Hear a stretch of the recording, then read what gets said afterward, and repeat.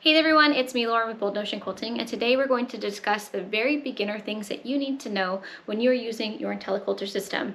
As you know, we here at Bold Notion Quilting sell the IntelliQuilter robotics quilting systems as well as the APQS quilting machines, and so this video is to help those of you who are at the very beginning stages of what you're doing with IntelliQuilter feel a little more comfortable in your daily routines. As a part of your startup procedures, it is also recommended by IntelliQuilter that you go ahead and touch your table frame to discharge any extra static within yourself, any extra electricity. First, you want to verify that you can actually dock your machine. So let me show you what that looks like. I have an older style system where the docking port plugs into the side here. And in order to dock this one, I want to make sure that it sits firmly in this area, and I don't want to break any of the prongs or anything. So when you put it on, you're going to gently kind of nest it into this little holder here. Okay, and I'm going to kind of slide it in so that it's in line with the docking port, and then it's able to close firmly in place, and then we lock it in with our little slide lock on the side. Okay, so that's how I know that it's nested and it's mounted properly. Okay, so I've got a newer style setup with a Surface Pro so that I can show you guys what that will look like. I don't have a new one mounted to my machine, so I'm showing you with one just kind of placed up for you to be able to see. So this is the way that the newer mounting bracket looks, where the important parts are actually on the bottom of the mounting frame to kind of hold it and stabilize it in its base. You'll notice that you have a USB and that you have a power plug right in there. And you can also notice that with your Surface Pro tablet, which is what these run on, you've got a USB port and you've got a power port. So I flip my top, stabilizing clamp up so that I have space, and then I'll take my tablet and I'll slide it to the left or the right, and you can kind of see how it kind of finds the USB and it falls down into place. Once I have it into place, I push it flat against the back, and then I make sure to press it nice and firmly into its holder, okay? And then I close the top swing bracket to make sure that it's held in there nice and tight. If for any reason that your tablet is not mounted nice and square and firm in this base, you can get a connection error. So be sure that you practice mounting and dismounting your tablet a few times so that you feel comfortable with this process. All right, now that we've got our tablet mounted, we want to practice turning it on so that we know that we can get into it and use it. Before you turn on your tablet, you actually have to give power to your motors first. So whatever surge protector, hopefully a trip light, that your motors are plugged into, you're gonna wanna make sure that you turn them on and that the lights are glowing so that you know that they have power. This is what that looks like. Usually when I click mine on, I hear a little thud so that it indicates that the motors have power. Some motors make that sound, some motors don't, but that might be helpful for you.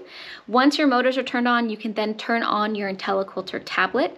For a Surface Pro style, newer tablet, that for most of those that are out there now, you're actually just gonna click the top skinnier button, and it does have that power indication symbol on the back of it so that you can see that, okay? So I'm going to go ahead and turn on the power by clicking that side button, okay? It's going to take a second, and it takes literally 2 seconds for all the words to come up. They disappear, and then it starts loading. I have had clients who will turn on their IntelliQuilter system, and they're like, it's been sitting with these words for hours. Sometimes something just doesn't click and those words will stay frozen on the screen. It only takes a second or two, and then those words should disappear. If those words don't disappear, you'll need to do a hard restart. You're going to press and hold on the Surface Pro style tablets the power button.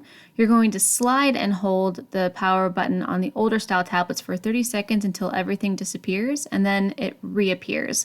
You'll start by seeing the initial Windows logo on the Surface Pro or the palm tree and the penguin logo on the older style tablet. So basically what it's going to do is just flush any old information to let the tablet start back up fresh again. You'll notice that when my IntelliQuilter started up, it said motors not connected, and it said entering demo mode. And I can tell that it's in demo mode because in the top left-hand corner it says demo mode. That means that it does not sense my motors, and of course there's no motors attached to this because it's just the IntelliQuilter tablet, okay? But that's how you'll turn on the new system, and that's how you'll know if it's not seated properly and recognizing those motors. So if it says demo mode, it's possible that this is not seating in its housed properly, or that you didn't turn on your motors before you turned on your IntelliQuilter tablet. The older style tablet actually has a little power button up here. My motors are already turned on. I'm gonna pull down on that switch with my top finger until the light glows blue, and then I'm gonna let it go. It takes a second or two for it to do. You'll notice that the IntelliQuilter will then boot up. We'll have some words on the screen, okay? And again, it only takes a couple of seconds for everything to load properly. So that way we can see the IQ. It's trying to sense my motors. It tells me to move my machine to the middle of the table, close to the front roller, and hit OK, which is where I am. When it beeps like that and you hear the motors engage, that's a very good indication that the motors are on and they're talking to your IntelliQuilter system, okay? So once that happens, you know that your IntelliQuilter is ready to use. So that's how you turn on your machine. You're gonna do all your quilting stuff, which we'll cover in a completely different video. And when you're all done for the day, what I want you to do is go onto your main menu page. You may have to hit back out of whatever you're in until you get back to this main menu page. And then you're gonna click on System, Shut Down System. Are you sure you wanna shut down the system? I'm gonna click yes. It's gonna start beeping at me like crazy.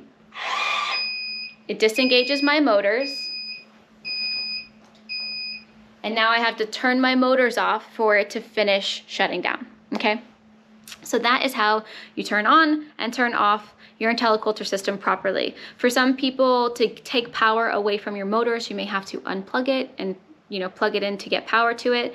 I like to use the trip light and just turn that surge protector on when I want my motors to have power, turn the trip light off when I'm doing this to shut down my IntelliQuilter system, and that makes it easy for me.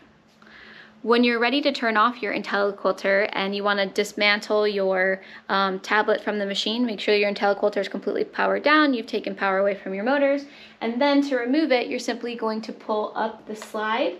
Now, the bracket that's holding it in, for my older style machine, it's on the right. For your newer style machine, it's on the top.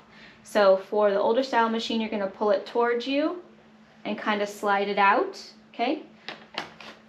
For the newer style machine, you're going to lift the mounting bracket. You're going to pull the tablet just a little bit away from the back edge here, okay? Just a little bit, so that way you can pull it up and in front of the mounting bracket. This is hard to do with one hand, okay?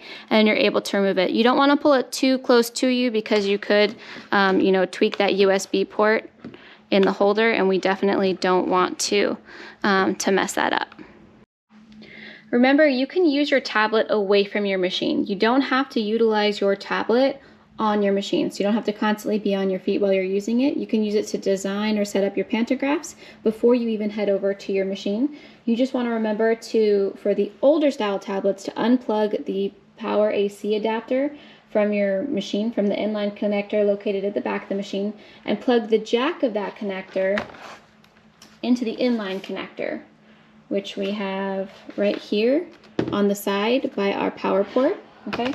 For your Surface Pro, it came with an extra power adapter that you can just use whenever you're ready.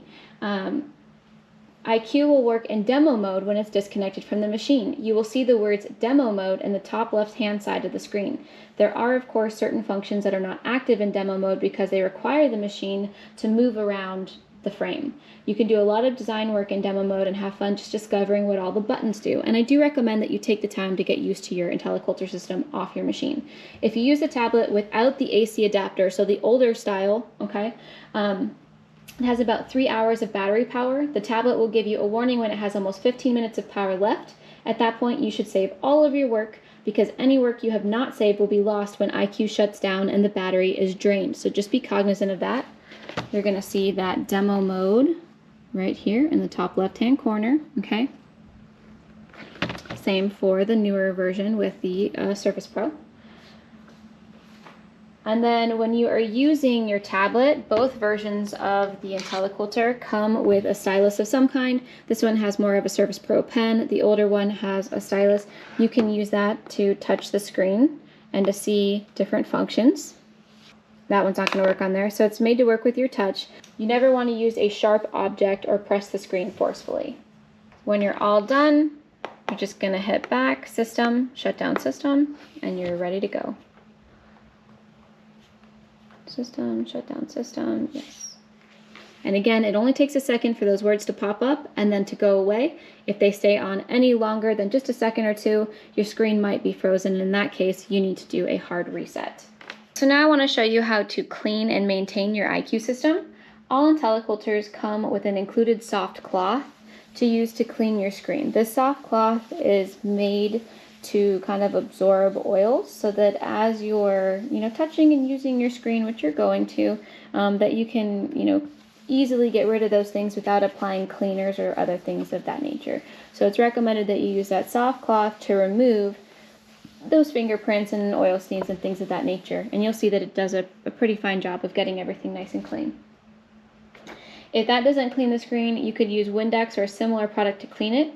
Don't spray the cleaner directly onto the screen. Instead, spray a small amount of the liquid onto a soft cloth or a lint-free paper towel and gently wipe the screen to get rid of fingerprints and dust. And then you'll finish with this dry cloth. So I don't recommend putting the Windex on your soft cloth, but use like a lint-free paper towel of some kind. While you're cleaning, you want to be sure to make sure to take your cleaning cloths and dust all areas potential for lint or where threads can get built up. You want to take off these 3 screws and press down all of these connecting wires, because sometimes as we're quilting, that vibration can jostle those loose. So that's a great thing to check. You also want to check and make sure that your belt is also free of cracks as well. You may have the O-ring, you may have the belt style. So as a part of the regular maintenance or any time that you experience an obstruction error for the IQ, a great rule of thumb can be to just check and clean your drive wheels, largely because if you haven't been paying attention to them, they're probably linty and need cleaned. As a good rule of thumb, if you're seeing that silvery buildup on those rollers, then you know that it's definitely time to go ahead and clean them. So to clean your drive rollers, you need to utilize your IQ system. All right, you're going to go to Utilities. And right where you click on Utilities, it also says Clean Rollers. So I'm going to click Clean Rollers. When I do that, it's going to instantly engage my motors, and they're going to raise and they're going to spin. Can you guys hear them spinning? Okay. And then I can also reverse the motor direction, and then you can clean them in the other direction. So let me show you how I would clean those with some Q-tips and some alcohol and get all of that hazy gray stuff off of my rollers. So the second that I hit the clean roller button, you're going to see this fat roller wheel start to move. So I'm going to go ahead and hit that, and you're going to see it spin. And you can kind of see a bit of lint. So I'm going to go ahead and dip my Q-tips in alcohol.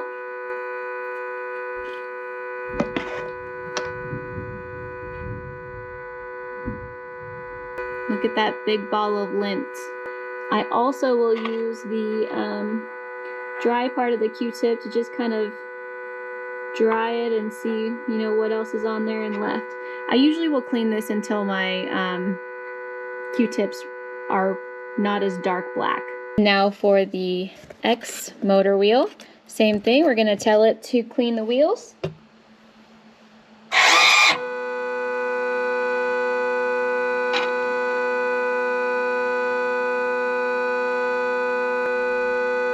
That is very dirty.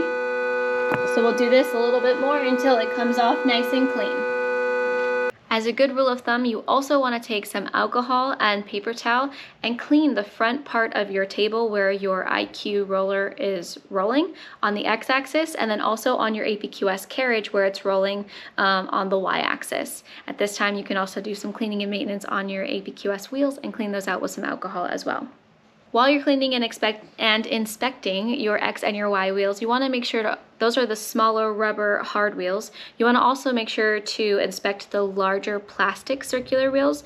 Those are the motor sensor wheels, and those are actually kind of measuring your X and your Y axis and making sure that it's running the distance that it should. So you want to make sure that that is clear of lint, oil, or anything that could be causing any kind of obstruction. And also, if you're one of those who doesn't clip your threads a lot, check for any loose or dangling threads or anything wrapped around there that you could get clear from either one of the 2 wheels that you're cleaning. The sensor wheels you're going to clean simply with a dry cloth. You won't be adding any alcohol or anything to it. This way you just remove any physical obstructions that might be getting in the way of the sensor wheel doing its job.